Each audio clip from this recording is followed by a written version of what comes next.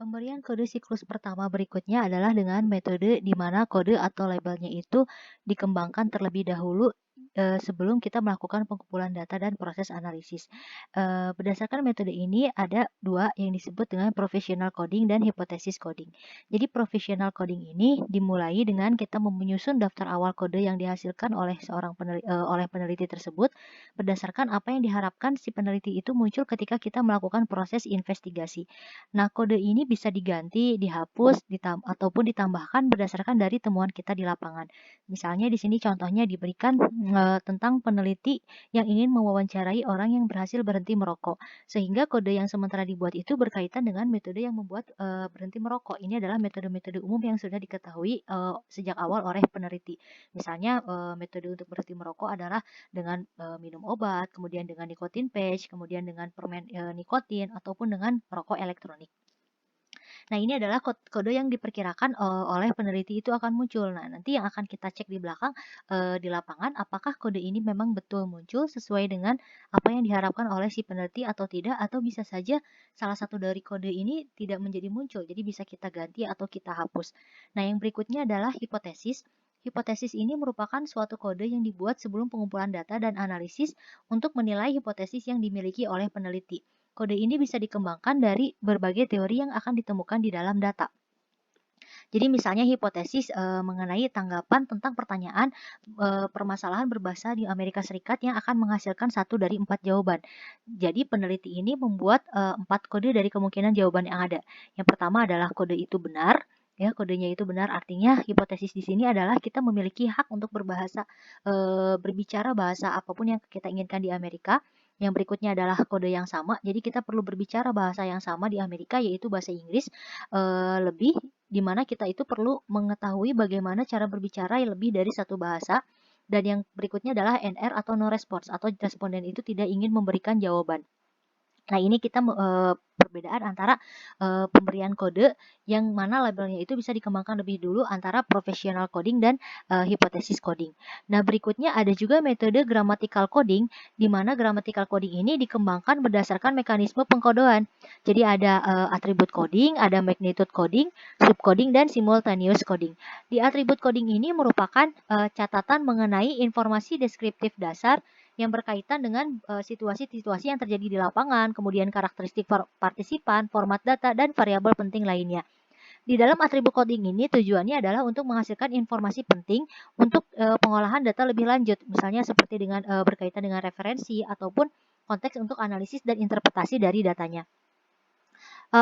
Contoh dari atribut coding ini dikembangkan ketika peneliti itu ingin melakukan penelitian tentang pendidikan dengan topik pertanyaannya itu mengenai evaluasi hari sekolah, isu terkait gaji, hubungan antara kepala sekolah dan guru, kemudian aktivitas ekstrakurikuler dan proyek penggalangan dana yang akan datang. Jadi dari awal sudah ditentukan informasi deskriptif apa yang ingin diperoleh di lapangan tersebut. Nah, berikutnya adalah magnitude coding.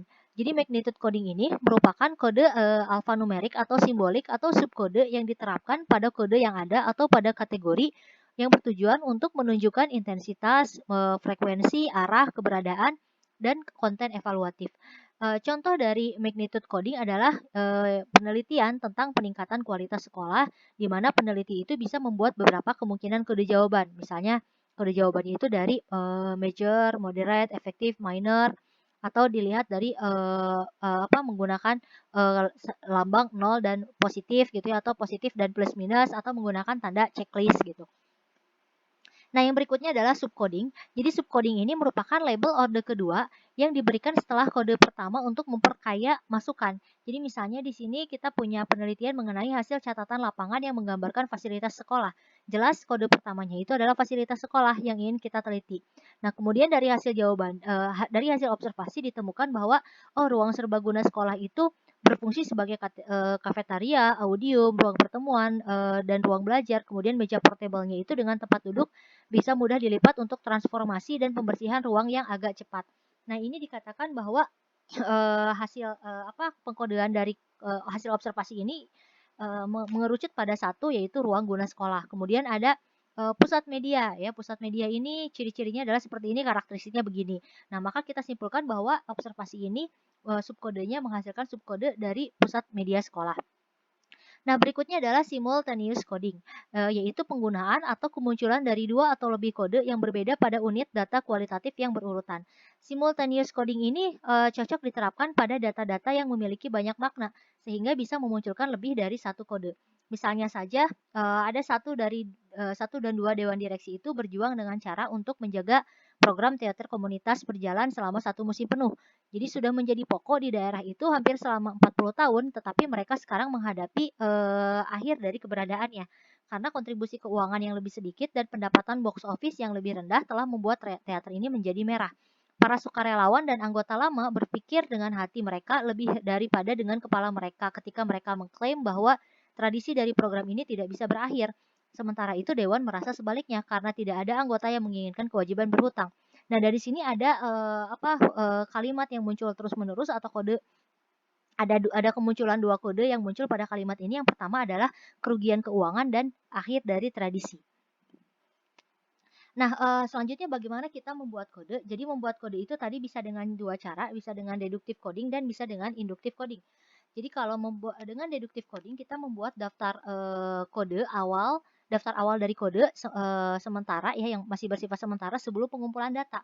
Nah, biasanya daftar awal dari kode ini muncul berdasarkan dari conceptual framework atau pertanyaan penelitian ataupun hipotesis, perumusan masalah ataupun penentuan variabel kunci lain yang akan diteliti di dalam penelitian ini. Jadi bisa terdiri dari berbagai puluhan kode yang bisa terekam sangat baik di dalam ingatan jangka pendek peneliti tanpa kita harus melihat daftar lengkap dari referensi kode tersebut. Ya, ini akan berlaku kalau kode yang kita buat itu memiliki struktur dan dasar yang jelas. Misalnya tadi kode yang berkaitan dengan tingkat keberhasilan orang berhenti merokok itu dengan metode seperti apa gitu kan. Itu sudah terekam dengan baik di ingatan peneliti. Oh, ada yang pakai obat, lalu ada yang pakai nikotin, permen. Jadi ketika kita bertanya, jawaban dari apa yang diberikan oleh responden itu oleh narasumber itu bisa kita kira-kira pikirkan masuk ke kategori yang mana. Nah, berikutnya bisa juga dengan mengembangkan kode lainnya yang muncul secara progresif selama proses pengumpulan data atau ini disebut juga dengan metode inductive coding. Nah, inductive coding ini dia memiliki landasan empiris yang jelas dan memberikan kepuasan kepada peneliti untuk menentukan berbagai faktor-faktor yang penting gitu. Jadi peneliti ini bisa bersifat lebih terbuka dan memiliki berbagai kebebasan untuk mengembangkan kode-kode yang ada berdasarkan kondisi di lapangan. Jadi dari awal peneliti tidak memiliki memiliki kira-kira kode apa yang akan terekam gitu ya, memiliki daftar awal kode tersebut. Nah, jadi akhirnya nanti peneliti itu memiliki kebebasan dan tidak perlu memaksakan dirinya untuk mencocokkan data-data yang diperoleh itu ke dalam kode yang sudah dibuat sebelumnya. Jadi belum dikotak-kotakan gitu pemikiran dari si peneliti tersebut. Nah, ini contohnya di dalam studi peningkatan sekolah kami misalnya kita mencoba untuk mengkonseptualisasikan proses inovasi di mana sebagiannya itu merupakan bagian dari proses transformasi resiprokal.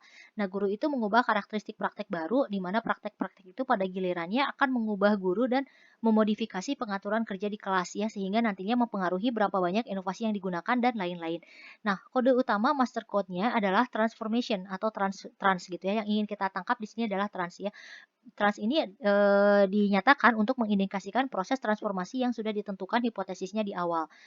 Lalu ada subkode yang keduanya adalah trans user atau trans class ya, classroom change ya. Di sini ada perubahan pengaturan kerja di kelas, lalu ada perubahan organisasi gitu.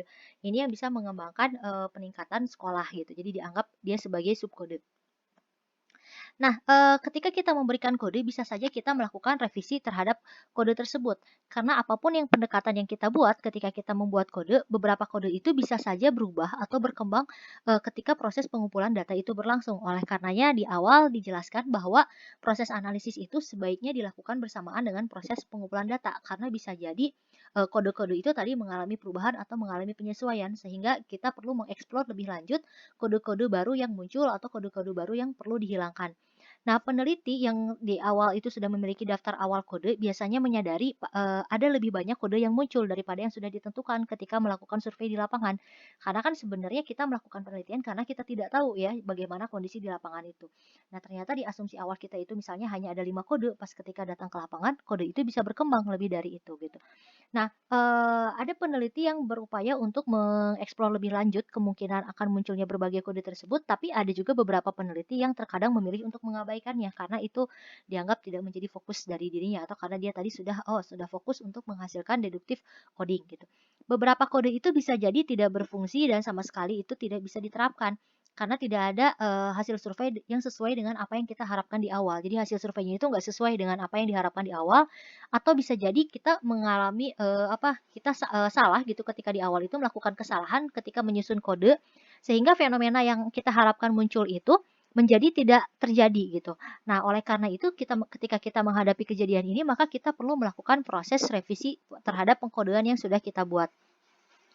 Melalui pengkodean manual ini, revisi yang dilakukan ini bisa menjadi menjemukan dan membosankan ya karena harus dilakukan pengkodean kembali dari setiap potongan data yang sudah kita olah.